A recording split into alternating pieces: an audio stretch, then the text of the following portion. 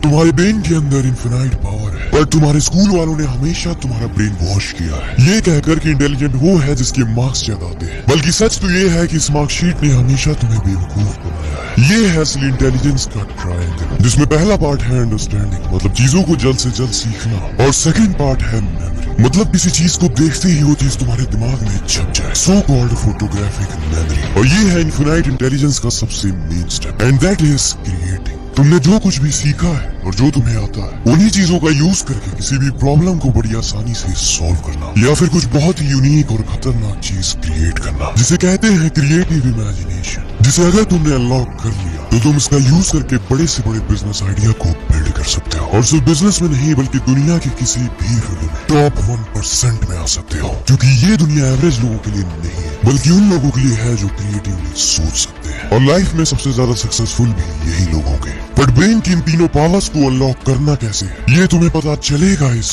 Video में।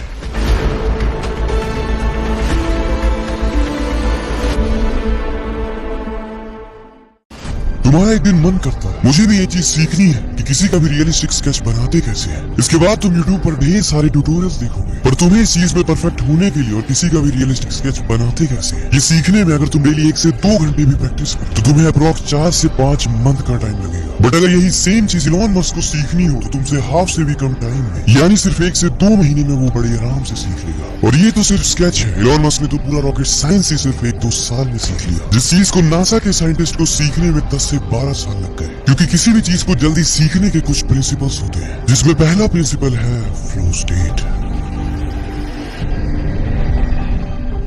अमिताभ बच्चन जी जब black movie की शूटिंग कर रहे थे तब शूट से पहले वो म्यूजिक सुनते थे और उससे पहले वो किसी से भी बात नहीं करते थे, और वो ऐसा इसलिए करते थे ताकि वो फ्लो स्टेट में जा सके और उस कैरेक्टर में आ सके। सेम ऐसे ही जब भी तुम किसी चीज को सीखने जाओ तो सबसे पहले म्यूजिक सुनकर अपने ब्रेन को हाइपर फोकस की स्टेट में आने के लिए ट्रिगर करो और एक इंटरेस्टिंग सा माहौल बनाओ।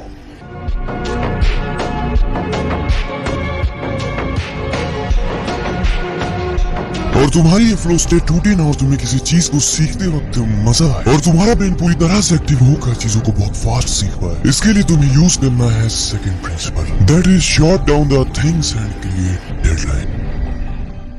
तुम जब भी किसी चीज को सीखने जाओ तुम्हारा ये माइंडसेट बिल्कुल भी नहीं होना चाहिए कि मुझे स्किल को मास्टर करने के लिए अभी इतनी सारी चीजें सीखनी है। इससे तुम्हारे ब्रेन को वो चीज सीखना बहुत मुश्किल लगेगा और तुम्हारा ब्रेन हमेशा मुश्किल चीजों से दूर भागता है और इसलिए तुम उस स्किल को जल्दी नहीं सीख पाओगे। तुम्हें दुनिया की हर चीज को एकदम सिंपल कर देना है। तुम्हें उस स्किल को सीखने के लिए सारे स्टेप्स को छोटे छोटे पार्ट्स में ब्रेक डाउन कर देना है। तुम्हारा माइंडसेट ये होना चाहिए कि मुझे अभी स्किल का सिर्फ इतना सा पार्ट सीखना है और साथ में डेडलाइन भी सेट करनी है कि मुझे ये चीज इतनी देर में सीखनी है, क्योंकि डेडलाइन सेट करने से तुम्हारा ब्रेन चैलेंज मोड में आ जाता है और अपनी फुल पोटेंशियल पर वर्क करने लगता है, और इस तरह से तुम दुनिया की किसी भी स्किल को 100x की स्पीड से बहुत इजीली सीख जाओगे।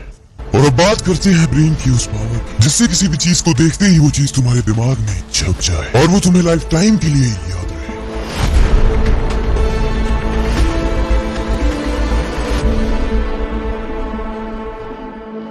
इलॉन मस्क कहते हैं कि हम उस चीज को याद नहीं रख सकते जिस चीज को हम कनेक्ट नहीं कर सकते। मैथ्स में 2 वर्ड होते हैं, हॉरिजॉन्टली और वर्टिकली, जिसमें हॉरिजॉन्टली का मतलब है इस तरह की लाइन और वर्टिकली का मतलब होता है इस तरह की लाइन। अभी तो तुमने इन दोनों का मतलब याद कर लिया, पर आज से 5 से 10 दिन बाद तुम इसे भूल जाओगे और कंफ्यूज हो जाओगे कि हॉरिजॉन्टली का मतलब ये वाली लाइन था या ये वाली। बट अगर मुझे इस चीज को लाइफ टाइम के लिए याद रखना है और मैं यहाँ पर फोटोग्राफिक मेमोरी का यूज करूँ तो इस चीज को मैं एक कोड दे दूंगा। मैं अपने माइंड में विजुअलाइज करूंगा कि अगर मैं हॉरिजॉन्टली के एज को इस तरह से बड़ा करूं तो ये इस तरह की लाइन बनेगी, तो इसलिए हॉरिजॉन्टली का मतलब होता है ये वाली लाइन। इस तरह से फोटोग्राफिक मेमोरी को यूज करते हैं, मतलब दुनिया की किसी भी डिफिकल्ट चीज को लाइफ टाइम के लिए याद रखने के लिए उसे किसी दूसरी चीज के साथ कनेक्ट कर दो और फिर तुम उस चीज को लाइफ टाइम तक नहीं भूल सकते। और अपनी इस फोटोग्राफिक मेमोरी को और स्ट्रॉन्ग बनाने के लिए तुम्हें रात को सोने से पहले एक एक्सरसाइज करनी है। तुमने सुबह उठने से लेकर शाम को बेड पर आने तक तुमने क्या क्या किया, छोटी से छोटी डिटेल्स तुम जिससे मिले, उसने कौन से कपड़े पहने थे, A to Z everything recall करना है। और यही वो एक्सरसाइज है जिसे रेगुलर करने से किसी भी चीज को देखते ही वो चीज तुम्हारे दिमाग में छप जाएगी।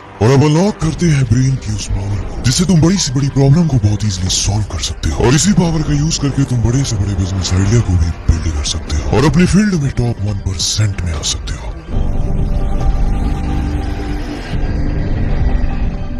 दुनिया की most powerful book think and grow rich के चैप्टर 10 में लिखा है, किसी भी इंसान की क्रिएटिव इमेजिनेशन तब अनलॉक हो जाती है जब उसका दिमाग हाई वाइब्रेट करने वाली एनर्जी में होता है। मतलब एक ऑर्डिनरी इंसान से ज्यादा वाइब्रेट करने वाली एनर्जी में। पर इस एनर्जी में पहुंचा कैसे जाता है? जब तुम नो फैप और सीमन रिटेंशन करते हो, तब इंसान के ऑर्डिनरी दिमाग की मुलाकात इनफिनाइट इंटेलिजेंस से हो जाती है और उस इंसान के लिए दुनिया की हर चीज बहुत आसान हो जाती है। और अगर तुम्हें भी अपनी क्रिएटिव इमेजिनेशन को और इनफिनाइट इंटेलिजेंस को अनलॉक करना है, तो इसका एक ही रास्ता है और वो है सीमन रिटेंशन यानी नो फैप।